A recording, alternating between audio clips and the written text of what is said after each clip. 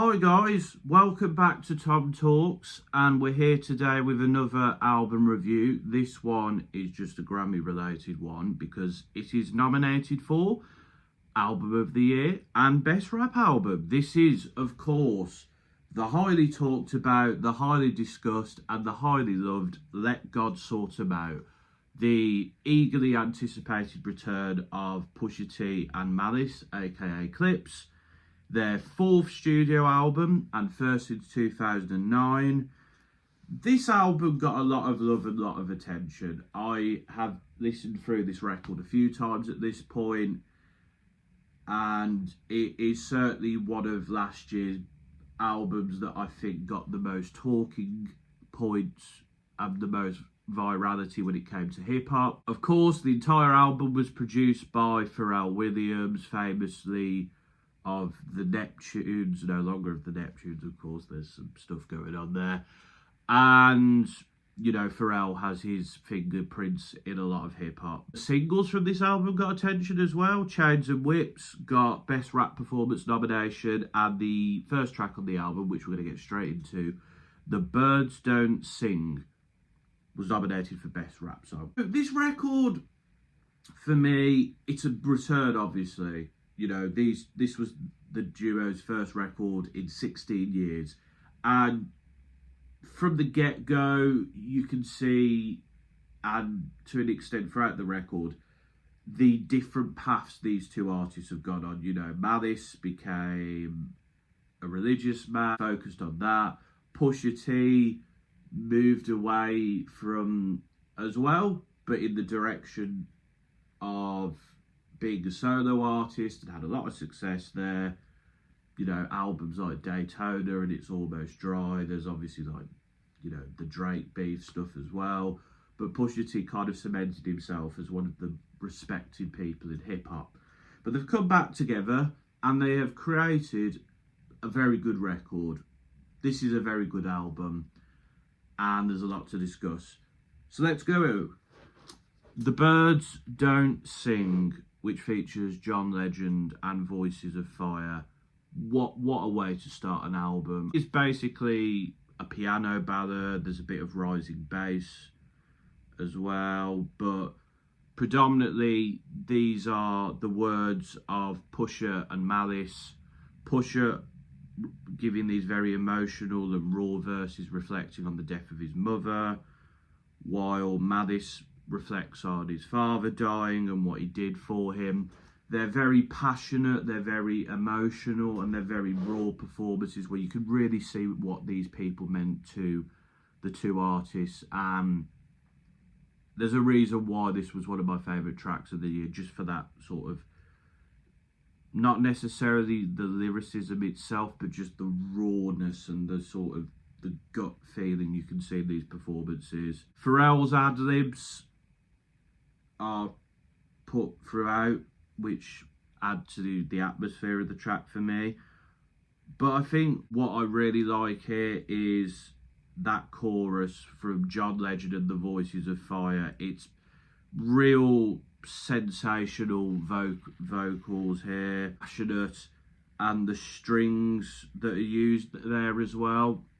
Lovely stuff, but what a way to start a record, and deserved of the nomination it has gotten. We then move on to the other nominated song, Chains and Whips with Kendrick, and Pharrell as well, which had a lot of attention for obvious reasons. These are two artists that diss Drake, and there is some criticism of Drake's behaviour and spending habits here from Pusha T. Beat is what sort of grips you in with the booming, bouncing bass and these like almost shrieking electric guitars.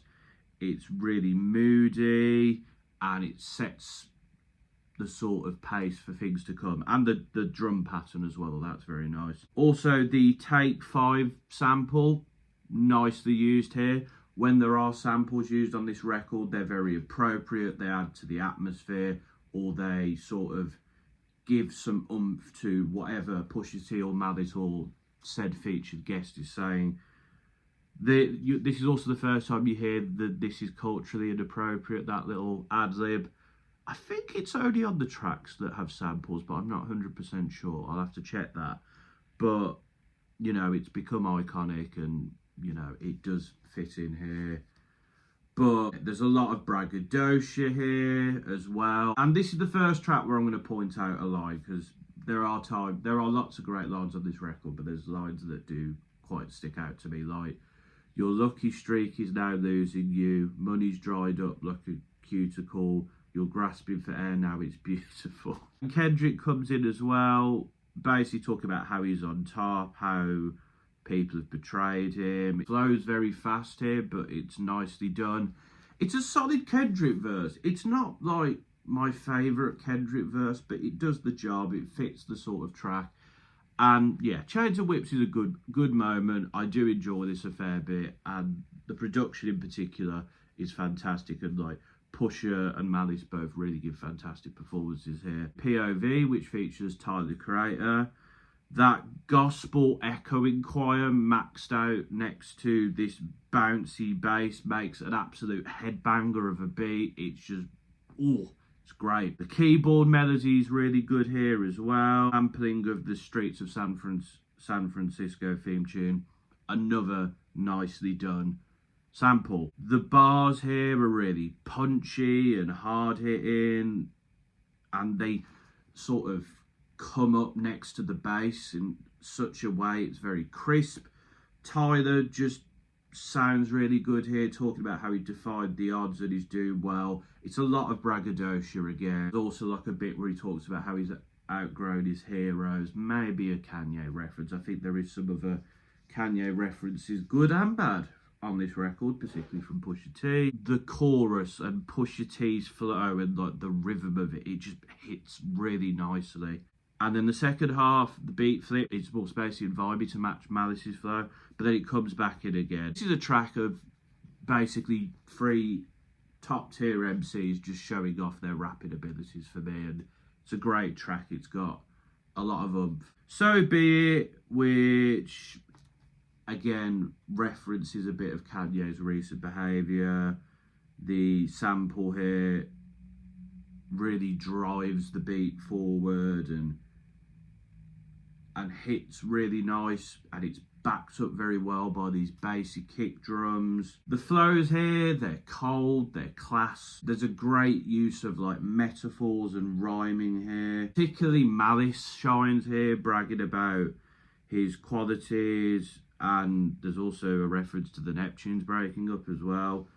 But So Be It was a very good single, and it still works in the context of the album. It fits the themes, and it's another moment where these two really just show off their rapping abilities, and the production's great. Ace trumpets, it's a bit more of a tranquil beat to start off with before this erratic and loud bass really kicks in. It's something that I imagine would blow the speakers if played very loudly. It's in real contrast to sort of like the wind chimes at the start of the track. There is the infamous line here, yellow diamonds look like PP, which is kind of dumb, but I don't think it affects me too much here, because Pusha T sort of, the whole verse is these bars that end with E, whereas Malice's bars end with A, and I really like the rhyming patterns here, and I think for the most part what they say comes off. There are a few moments like the PP line that are a bit kind of silly, but I think for the most part their sort of rhyming works very well here. Lines like sold ecstasy and disappeared, I am Houdini, or when Malice says drugs killed my teen spirit, welcome to Nirvana. This is a good example of these two's abilities to like rap and rhyme here. It shows why these two are quality rappers for me. We then get All Things Considered featuring The Dream and Pharrell. Nice catchy keyboard melody here, and the background choir vocals as well are used very well. Pharrell mixes up the production enough here for me, and even when things are down a similar route, they still hit really nicely. So you have to give props to Pharrell on the production front. And again, we get some very good bars like turn N-words, statistics, I'm so sadistic, so religious, that's so malicious. That's just a really hard-hitting bar, isn't it? What I found interesting is there's like a bass you'd expect in the drill song, but not sort of the kick drums of a drill song. But it sounds really good. Pharrell's auto-tune chorus fits the beat well as well.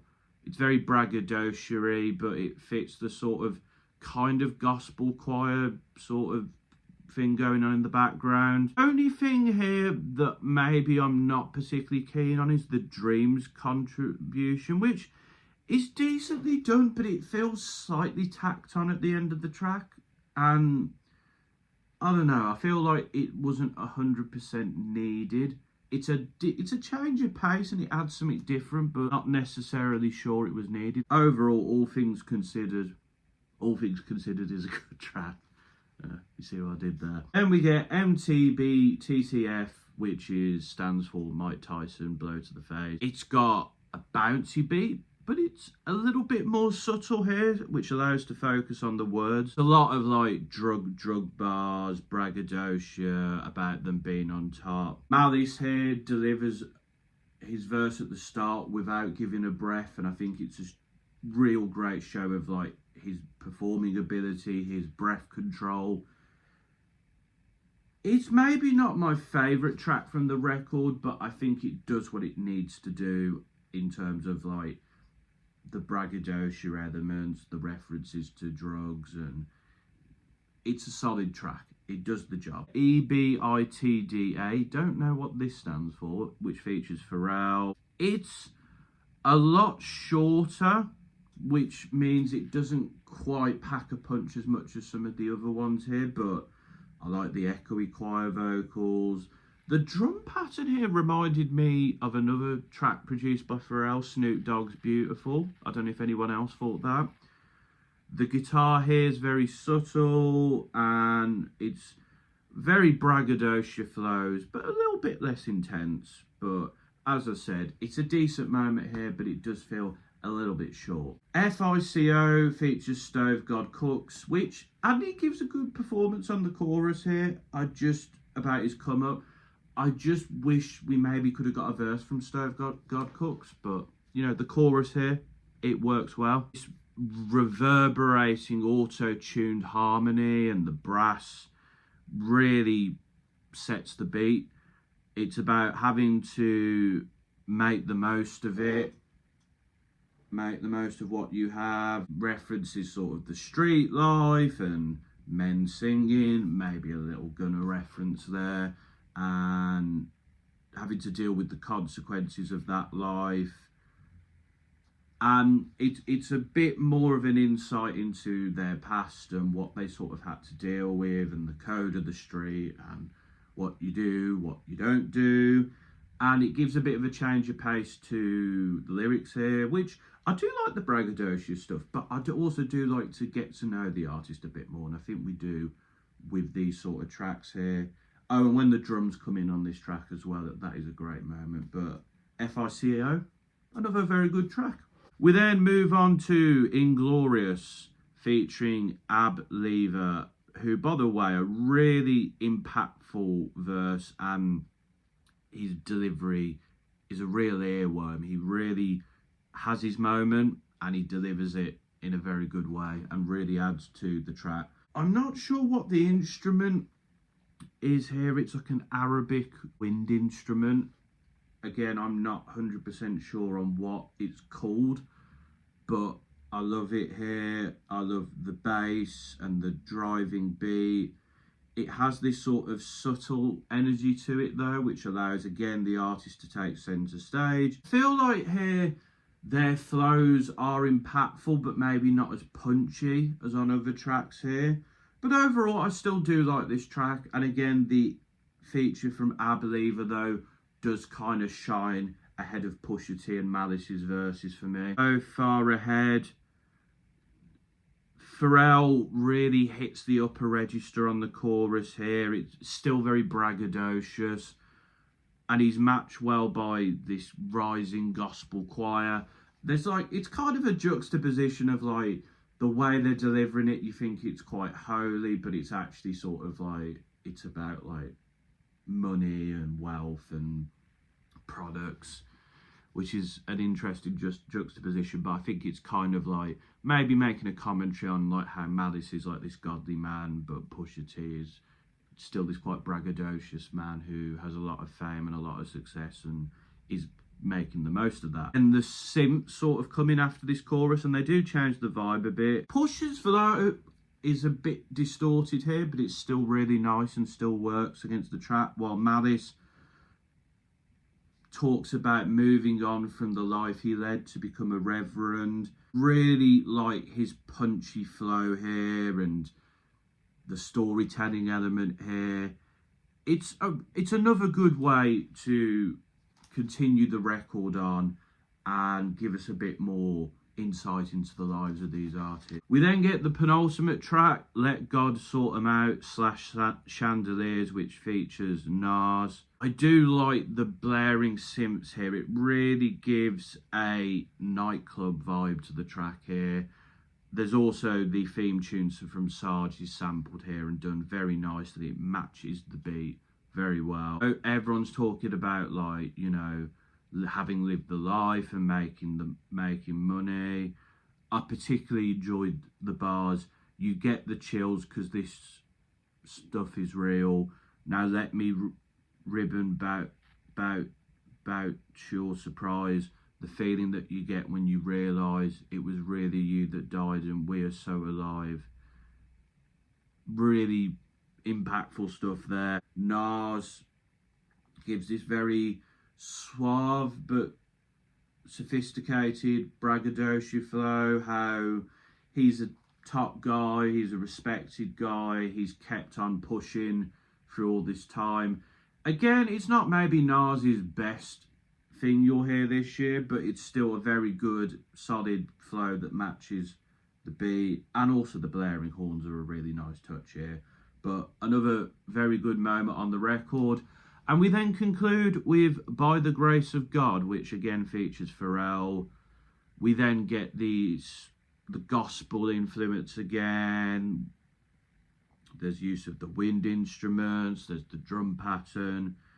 It's a much more calmer delivery here as they sort of discuss moving on from what's happened with their parents, reflecting on that and reflecting on how they dodged death by moving on from the life. Both Pharrell with his more gospel flow, with Malice and with Pusha as well. It's a track that I think is a great way to end the record. It's sort of them reflecting on some of the stuff they've talked about in the record, the life they used to live, where they are now, and their parents and the love they had for these people and what they're going to do pushing forward. And I think it's a really good way to close the record. It sort of takes everything that we've seen them both talk about in the record and it just nicely polishes it off for me. And yeah, overall, I have seen a lot of talk about who was better. I feel like Malice's verses had just a little bit more oomph and a bit more punchiness to it a lot of the time. Pusha T is still great here though, but I feel like Malice, if we're doing a who was best here, I'd say Malice, that would be fair. But overall, this is a fantastic album. I think the production on this album is brilliant. I absolutely love the production here. You have to give Pharrell props for that. I think Pusha T and Malice, for the most part here, are both very good. They have some fantastic lines, but they also have some great flows. They vary it up. The content they talk about works. The rhyming schemes here. I think the guests, for the most part, are good. Sometimes there are ones that are better than others here. Like I think Kendrick and Tyler are sort of the ones that stick out to me, whereas others, though, are still solid. And I think Pharrell is used well here on like the choruses and stuff. There are moments here where maybe, you know, sometimes people aren't needed, or there's a track that's a bit short, or there's times where Pusha and Malice don't quite hit the zenith of what their abilities. But I can't deny this is a great record. I enjoy it quite a bit. And I'm thinking overall I'd probably give this an 8.5. It's a very good record. It's not a perfect record. There are times where things could have been done a little better. But I still really enjoy this album. And it's still one of my favourites to win this award, Album of the Year at the Grammys. We'll have to see if it does that. But yeah, great record. Go listen to it. And that's my thoughts, folks. Let me know what you thought of this album in the comments and whether you think it should win Album of the Year or Best Rap Album, or whether you think Chains and Whips or The Birds Don't Sing should win the respective awards they've been nominated for. But until next time, folks, this has been another Tom Talks.